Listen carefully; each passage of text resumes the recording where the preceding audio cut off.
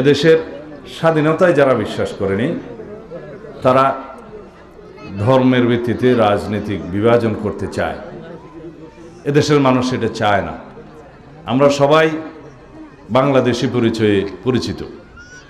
আমাদেরকে ঐক্যবদ্ধ থাকতে হবে, এই দেশের স্বাধীনতা সার্বভৌমত্বকে সুরক্ষিত রাখতে হবে।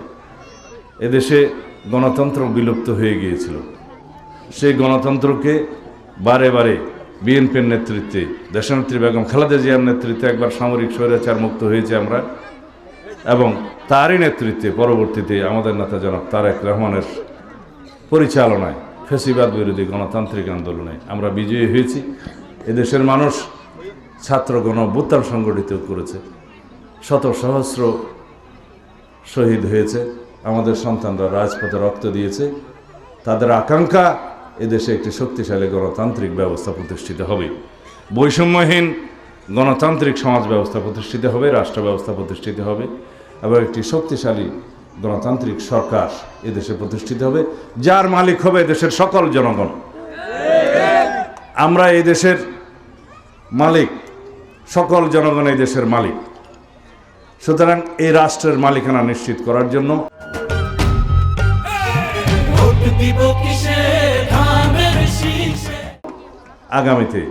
আগামী 12ই ফেব্রুয়ারি এদেশের উন্নয়নের জন্য, সমৃদ্ধির জন্য, গণতান্ত্রিক রাষ্ট্র ব্যবস্থা প্রতিষ্ঠা করার জন্য, সর্বোপরি সুশাসন প্রতিষ্ঠার জন্য আগামীতে আমরা সকলেই ধানের শীষের প্রার্থীকে ভোট দেব ইনশাআল্লাহ।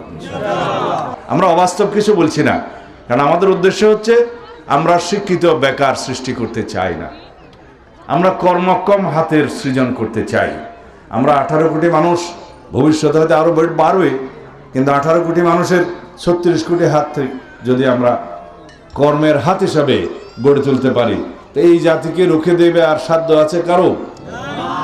আমাদের অর্থনৈতিক সমৃদ্ধি হবে ইনশাআল্লাহ, আমরা একটা সুন্দর সমৃদ্ধ সুস্থ জাতি পাব।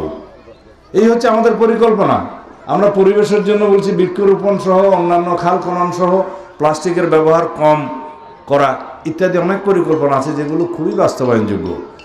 আর অন্যান্য দল যারা মাঠে নেমেছে তাদের কোনো পরিকল্পনা নেই, কর্মসূচি নাই এদেশের মানুষের জন্য। তারা সমালোচনা করছে বিএনপি এই সমস্ত কার্ড এগুলো বলছে, এগুলো পারবে না। আপনারাই বলেন এই সমস্ত কার্ড বাস্তবায়ন করতে পারা সম্ভব কিনা? এই সমস্ত কর্মসূচি, যে পরিমাণ অর্থ বিগত সরকারের সময় দেশের থেকে বিদেশে পাচার হয়েছে, তার শতকরা 10% দিয়ে এই সমস্ত সকল পরিকল্পনা বাস্তবায়ন করা সম্ভব।